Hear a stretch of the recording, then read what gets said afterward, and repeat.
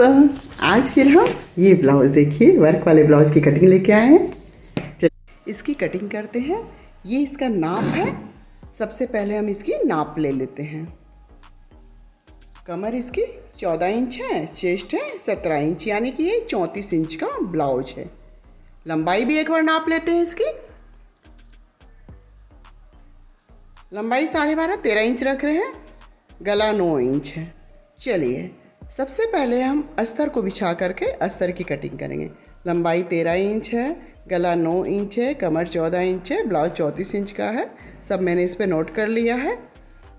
अब इसको बिछा करके 2 फोल्ड में इसको बिछा रहे। बंद भाग मैंने अपनी तरफ रखा है और खुला भाग दूसरी तरफ में है। लंबाई हमारी 13 इंच है। ये वर्क वाला ब्लाउज है। देखिए बाह में वर्क है, पीठ में वर्क है। लंबी बाह निकालनी है। एल्बो स्लीव कम से कम भी बाह की लंबाई 10 इंच तैयार होनी चाहिए। सबसे पहले हम पीछे का पल्ला निकालेंगे, जैसा कि हमेशा निकालते हैं। 1/2 इंच हम नीचे सिलाई का मार्जिन रख रहे हैं। इसके बाद में 13 इंच हमारी लंबाई है और प्लस सिलाई का भी इसमें जोड़ लेंगे। इसके बाद में हम 2 इंच गले की चौड़ाई रखेंगे, 3 इंच कंधा और वही 5.5 इंच मुड्ढा। और चेस्ट की चौड़ाई जो हमारी है 34 इंच है, यानी कि 8.5 + 2 इंच। एक गले की गहराई के लिए भी हम एक शेप दे रहे हैं। गला अभी कटिंग नहीं करेंगे क्योंकि ये वर्क वाला ब्लाउज है। तो गला जब हम अस्तर के साथ में जो मेन फैब्रिक को कटिंग करेंगे उसी समय गले की कटिंग करेंगे। ये चेस्ट की चौड़ाई 8.5 + 2 इंच, यानी कि 10.5 इंच हम चेस्ट की चौड़ाई ले रहे हैं।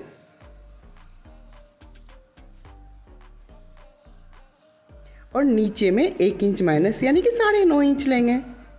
तो इस तरीके से हमारी ये पीछे के पल्ले की शेप हमने लगा ली है। आर्म होल की शेप दे देंगे और प्लेट की शेप दे देंगे। पीछे की प्लेट जितना हमारा सिलाई की मार्जिन के बाद बचता है उसका आधा करके हम 5 से 6 इंच लंबी रखते हैं। अब इसमें मुट्ठे की शेप देते हैं। चलिए अब इसकी कटिंग कर लेते हैं। वीडियो पसंद आए तो लाइक, सब्सक्राइब एंड शेयर करें।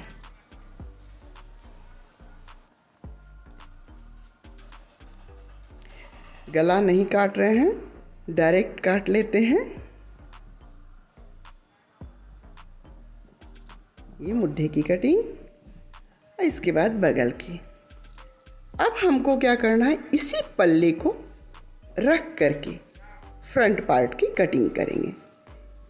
इसके लिए मैंने क्या किया है, अब खुला भाग अपनी तरफ रख लिया है, बंद भाग दूसरी तरफ हो गया है। अब इस तरीके से 1/2 इंच हम कम से कम भी जो कोरी रहती है उतना हम एक्स्ट्रा फैब्रिक लेके चलते हैं आगे के पल्ले में। बटन पट्टी भी सिलाई वगैरह में जाता है। और गला जो पीछे हम 2 इंच चौड़ाई रखते हैं, आगे मेरी 2.5 इंच रहती है, इसलिए भी हम 1/2 इंच एक्स्ट्रा लेके चलते हैं। और नीचे भी लंबाई में आधा इंच एक्स्ट्रा कपड़ा हमने लिया है। इसके बाद हम सिलाई का मार्जिन लेते हुए इसमें मुड्ढे की शेप दे रहे हैं। 2.5 इंच गले की चौड़ाई और 5.5 इंच गले की गहराई। इसमें हम गोल गले की शेप दे रहे हैं। अब हम 9 इंच ऊपर से चेस्ट रेखा निकालेंगे। चेस्ट पॉइंट जो है और साइड से 3.5 और 4 के बीच में होना चाहिए। लगभग ये 4 इंच है। 4 इंच ही कर दे रही हूँ मैं, थोड़ा सा खिसका दे रही हूँ। अब 1.5 इंच सेंटर पॉइंट से खिसका करके हमको शेप देना है। ये चारों प्लेटों की शेप हो जाएगी। इसको भी हम काट करके निकाल ले रहे हैं। इसके बाद हम बाहीं की कटिंग करेंगे। इसके बाद जो हमारी मेन फैब्रिक है उस पर किस तरीके से कटिंग करना है, वर्क को कैसे कैसे देना है, लंबी बाजू हम कैसे निकालेंगे, वो सारी चीज़ आपको देखने के लिए एकदम आसान तरीके से मिलेगी। बहुत ही कम समय में ये ब्लाउज कट जाता है। अगर आप 10 मिनट में एक ब्लाउज काट लेते हैं तो आप ही सोच के देखिए कि कितनी जल्दी, अगर ये 2-3 ब्लाउज होते तो एक साथ उतने ब्लाउज हमारे कट जाते। ये बाँह की हमारी जितनी लंबाई आ रही पूरी ले रहे हैं हम, 3 इंच यहाँ से एक निशान लगा रहे हैं और पूरी लंबाई में से 3 इंच हमने फिर घटा दिया है। 1.5 इंच पर एक मार्किंग फिर करी है हमने। इसके बाद में हमको 1 इंच माइनस करते हुए तिरछी से बाजू की दे देनी है और 1.5 और 3 को आपस में एक लाइन खींच के मिला देना है। इसको लाइन अप करने के बाद में हल्की सी गोलाई इधर, हल्की सी गोलाई इधर। देखिए कितनी आसानी से बाजू की शेप लग जाती है। इसको काट करके निकाल दे रहे हैं। अस्तर की तो हमारी सारी कटिंग हो गई है। इस बाजू में नीचे में चून देनी है डबल कपड़ा करके। अब देखिए मेन फैब्रिक को मैंने वर्क एकदम सेंटर में मिलाते हुए, वर्क के ऊपर वर्क देते हुए एकदम उसको रख लिया है। अब गला डीप है, इसमें से पीछे की थोड़ी सी कढ़ाई कटेगी, उनको कम गला नहीं चाहिए तो कटने देते हैं। इसको बराबर से रखते हुए हम इस कपड़े को थोड़ा सा एक्स्ट्रा रखेंगे नीचे हेम करने के लिए, और गले की कटिंग अब हम एक साथ में कर दे रहे हैं। मटके गले की कटिंग है, मैं डायरेक्ट ही कर दे रही हूँ। वैसे मैंने बहुत सारी वीडियो डाली है, उसमें मटके गले की शेप मैंने डिटेल से बताई है, तो आप मेरे चैनल पर जाकर के एक बार विजिट कर सकते हैं।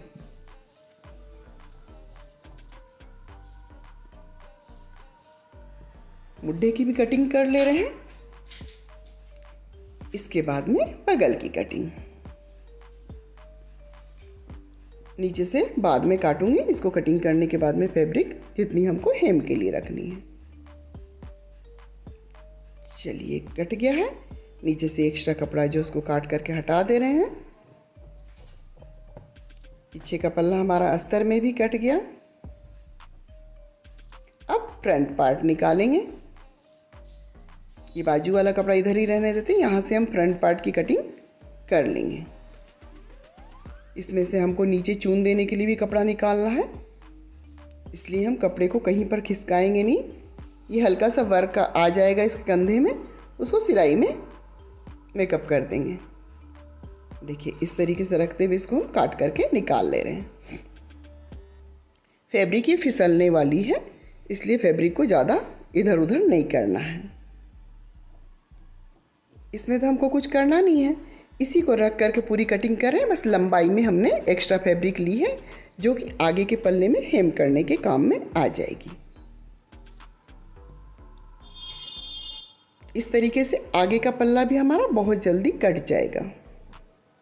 अब सिर्फ हमारी बाजू बची है और जो हमको आगे में फ्रिल देनी है उसके लिए कपड़ा निकालना है। यहाँ से भी कढ़ाई से कढ़ाई इसको तो मिला लेना है बिल्कुल, ताकि बाजू ऊपर नीचे ना हो। और इसी तरीके से इसको 2 फोल्ड में जैसे है ऐसे ही बिछा हुआ रहने देंगे कपड़ा, और इसके ऊपर जो हमने बाजू कटिंग करी है वो रख करके और चारों ओर से कटिंग करेंगे। नीचे हमने एक्स्ट्रा फैब्रिक रखी है जो कि सिल करके पलट जाएगा, तो हमारी बाजू की लंबाई जो है वो पूरी आ जाएगी। अस्तर में थोड़ी सी घट रही है तो मेन फैब्रिक को सिल के पलटेंगे ना, तो हमारी वो लंबाई मेकअप हो जाएगी। बाजू में भी अभी हमने आगे की कटिंग गहरी नहीं करी है, वो अटैच करने के बाद में करेंगे। फैब्रिक फिसलने वाली रहती है तो शेप इधर उधर हो जाती है। चलिए बाहीं भी कट गई है।